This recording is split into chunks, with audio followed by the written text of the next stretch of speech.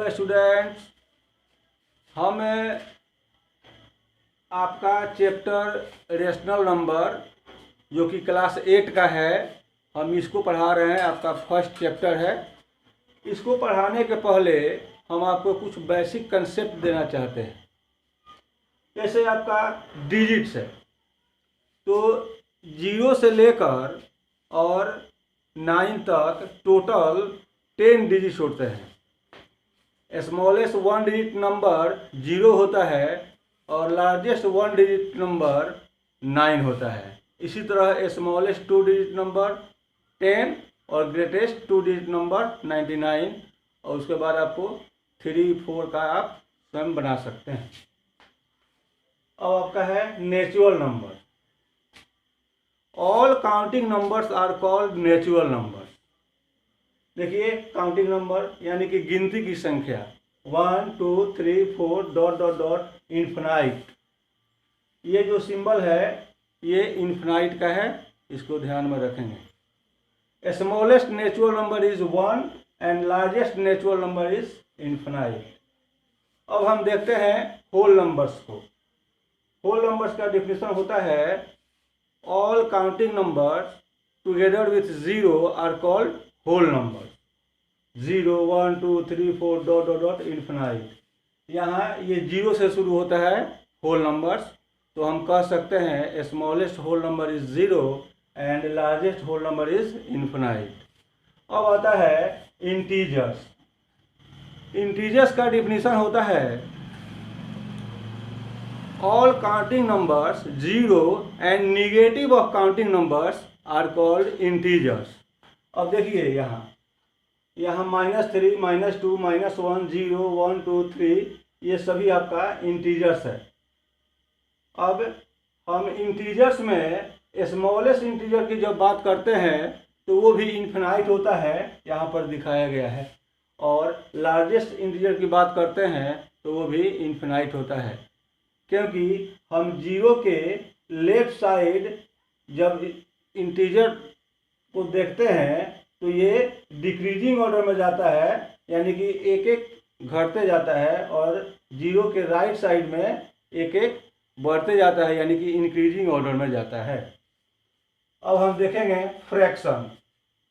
ये फ्रैक्शन का डिफिनीशन होता है the number of the form a/b where a and b are natural number and b does not equal to 0। a/b के रूप में जो नंबर होते हैं वो फ्रैक्शन कहलाते हैं। देखिए 1/2, 5/2, 7/8, ये सब क्या है? ये सब फ्रैक्शंस हैं।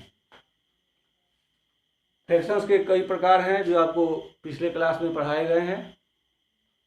अब हम आपको रेशनल नंबर के बारे में जानकारी दे रहे हैं। इसका डिफिनीशन होता है the number of the form a/b where a and b are integers and b does not equal to 0 are called rational numbers। देखिए यहाँ 1/2 इसका रेशनल नंबर का आपको हो जाएगा 1/2 -3/2 0 1 -5। ये सभी रेशनल नंबर्स के एग्जाम्पल हैं।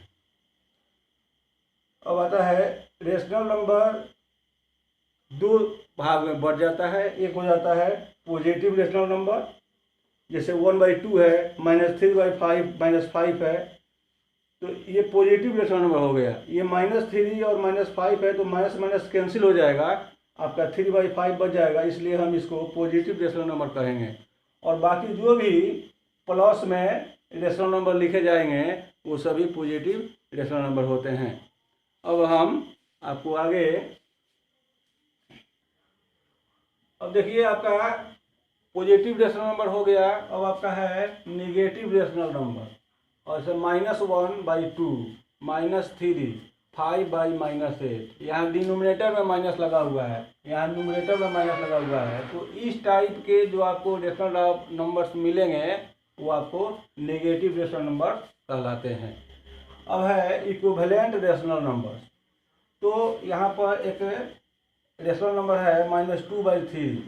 हम क्या करते हैं कि -2/3 में 5/5 से मल्टीप्लाई कर देते हैं, फिर -2/3 में 6/6 से मल्टीप्लाई कर देते हैं। तो ये आपको जब मल्टीप्लाई करेंगे तो ये -2/3, ये -10/15, -12/18, ये सभी जो है अगर हम -2/3 को छोड़ दें, इस दोनों को अगर हम कैंसिल करते हैं यानी कि काटते हैं तो -2/3 ही आएगा। तो इस टाइप के और भी अगर कुछ रेशनल नंबर्स हैं जिनको कैंसिल करने के बाद अगर -2/3 आता है तो हम इसको कहेंगे कि ये सभी इक्विवेलेंट रेशनल नंबर्स हैं। अब हम आपको अब देखिए है आपका standard form of a rational number. Standard form, अब देखिए ये -3/4 है और 5/8 है, ये दोनों स्टैंडर्ड फॉर्म में है यानी कि सिंपलेस्ट फॉर्म में है, यानी कि इसको हम अब कैंसिल करके इससे छोटा रूप में हम नहीं ले आ सकते हैं। कहने का मतलब है कि -3 और 4 का केवल एक ही फैक्टर है जो कॉमन है, यानी कि 1। -3 का भी एक फैक्टर है 1 और 4 का भी एक फैक्टर है 1 जो कि कॉमन है। इसलिए हम -3/4 को standard form of rational number के एग्जाम्पल में रख सकते हैं। 5/8 है, इसका भी एक फैक्टर है 1 जो कि कॉमन है। तो वैसे रेशनल नंबर्स जिनके न्यूमरेटर और डिनोमिनेटर का एक ही फैक्टर हो, कॉमन फैक्टर, और वो भी है 1, तब हम उसको कहेंगे कि ये स्टैंडर्ड यानी कि सिंपलेस्ट रेशनल नंबर है। अब हम देखते हैं एक यहाँ पर रेशनल नंबर दिया हुआ है -33/44। इसको कहेगा कि इसको स्टैंडर्ड फॉर्म में चेंज कीजिए, तो हम इसको कैंसिल कर देंगे, 11 से कैंसिल करेंगे तो ये हो जाएगा ये, यानी कि इसको स्टैंडर्ड फॉर्म में या सिंपलेस्ट फॉर्म में चेंज किया गया तो -3/4 आ गया। तो हम कह सकते हैं स्टैंडर्ड फॉर्म ऑफ -33/44 = -3/4। अब हम आपको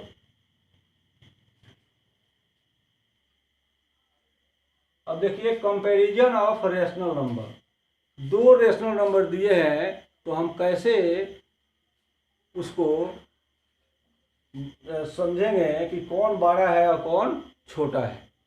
इसके लिए हम क्या करते हैं, अब यहाँ -3/4 है और 5/-6 है, तो -3/4 और 5/-6, तो हम लिख देंगे -3/4 और यहाँ पर 5/-6 है तो हम इसको -5/6 लिख देते हैं, क्योंकि डिनोमिनेटर में जब माइनस लगा रहता है तो हम उस माइनस को न्यूमरेटर में भी लगा देते हैं और यहाँ से माइनस हट जाता है। इसके बारे में हम आपको पहले बता चुके हैं ये क्यों होता है, फिर से एक बार देख लीजिए। अब मान लीजिए यहाँ 5/-6 है, हम इसमें -1/-1 से मल्टीप्लाई कर देते हैं, तो मल्टीप्लाई करेंगे यानी कि -1 और -1 कैंसिल हो गया, यानी कि मैंने यहाँ पर कुछ नहीं किया है, लेकिन हम अपने लिए इसको -1/-1 से मल्टीप्लाई करते हैं। तो मल्टीप्लाई करने के बाद ये 5 में -1 से मल्टीप्लाई करेंगे तो हो जाएगा -5, और -6 में -1 से मल्टीप्लाई करेंगे तो हो जाएगा 6। ये आप देख लीजिए ये 5/-6 को क्यों -5/6 लिखा गया है, तो इसी नियम के अनुसार हम उसको -5/6 लिख देते हैं। अब हम देखते हैं इसको हमको कंपेयर करना है, तो कंपेयर करना है तो मैंने इस तरह लिख दिया। अब इसको हम बाय क्रॉस मल्टीप्लिकेशन रूल, अब हम क्या करेंगे, इसके न्यूमरेटर में इसके डिनोमिनेटर से मल्टीप्लाई करेंगे तो -18 आएगा, और इसके डिनोमिनेटर में इसके न्यूमरेटर से मल्टीप्लाई करेंगे तो ये आएगा -20। अब दोनों में कौन ग्रेटर है, कौन बड़ा है। तो -18 बड़ा है, -18 इज ग्रेटर देन -20, तो हम लिख सकते हैं कि -3/4 इज ग्रेटर देन 5/-6। हम इस तरह से कोई भी दो रेशनल नंबर हो इसको कंपेयर कर सकते हैं। अब है आपका एक क्वेश्चन है, अरेंज द नंबर्स 4/-9, -5/12 और -2/3 इन असेंडिंग ऑर्डर। अब ये रेशनल नंबर्स आपको दिए गए हैं और इसको असेंडिंग ऑर्डर में आपको सजाना है। तो इसके लिए हम आंसर में लिखते हैं द गिवन नंबर्स आर। और 4/-9 को जो हम पहले आपको बता चुके हैं, हमें इस -9 को जो कि डिनोमिनेटर में लगा हुआ है माइनस, हम इसको न्यूमरेटर में कर देंगे। लिखेंगे द गिवन नंबर्स आर -4/9, -5/12 और -2/3।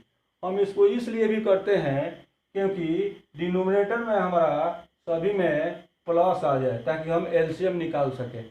अब हम इसका 9 का, 12 का और 3 का एलसीएम निकालेंगे। LCM of 9, 12 and 3 is equal to 36। 36 आएगा आपका एलसीएम। अब हम -4/9 को 36 डिनोमिनेटर से इक्विवेलेंट कराएंगे। तो इक्विवेलेंट कराएंगे तो आपका हो जाएगा -4/9 इज इक्वल टू 36 आपका डिनोमिनेटर है, तो 9 4 जा 36 और -4 4 जा -16। इसी तरह -5/12 को हम कराएंगे तो नीचे तो आपका 36 है डिनोमिनेटर, 12 3 जा तो -5 3 जा -15। इसी तरह यहाँ पर 3 में हम 12 से मल्टीप्लाई कर रहे हैं तो -2 में भी 12 से मल्टीप्लाई करेंगे, आपका -24 हो जाएगा। और ये जो हमारा ये आ गया, ये सभी इक्विवेलेंट हैं। अब हम क्या करेंगे,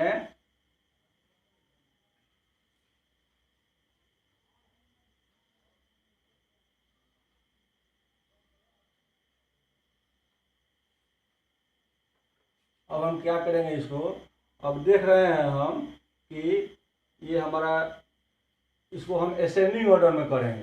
तो असेंडिंग ऑर्डर में करेंगे तो ये सबसे डिनोमिनेटर तो सब सेम है, डिनोमिनेटर सब सेम है।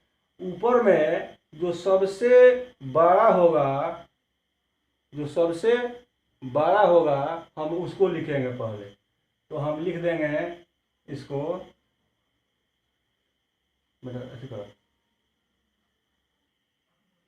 अगर डिसेंडिंग ऑर्डर में करना हो तो सबसे पहले हम बड़े वाले रेशनल नंबर को लिखते हैं, लेकिन हमको करना है असेंडिंग ऑर्डर में। तो असेंडिंग ऑर्डर में इसको इसलिए हम लोग सबसे पहले छोटा रेशनल नंबर को यहाँ रखेंगे। तो आपको हो जाएगा -2/3। यहाँ देखिए -24/36 है, तो -24 है, यहाँ -15 है और यहाँ -16 है। तो सभी में माइनस लगा हुआ है, यानी सबसे छोटा ये हुआ और इसका इक्विवेलेंट -2/3 है। तो सबसे पहले हम -2/3 लिखेंगे और उसके बाद ये -4/9, -16/36 का आपको -4/9 है तो -4/9 लिखेंगे और उसके बाद आपका -5/12 नाउ लिख करके लिख देंगे। और हैंस -2/3 इज लेस देन 4/-9। चूँकि क्वेश्चन में हमारा ये -9 डिनोमिनेटर में माइनस था, अब उसको लिख देंगे और उसके बाद -5/12 लिख देंगे। ये आपका हो जाएगा असेंडिंग ऑर्डर में। अगर इसको डिसेंडिंग ऑर्डर में करना होता तो हम इसको पहले लिखते, उसके बाद इसको लिखते और इसको बाद में लिखते। तो इस तरह से आप असेंडिंग ऑर्डर और डिसेंडिंग ऑर्डर में आप इसको अरेंज कर सकते हैं। तब तक के लिए थैंक्स।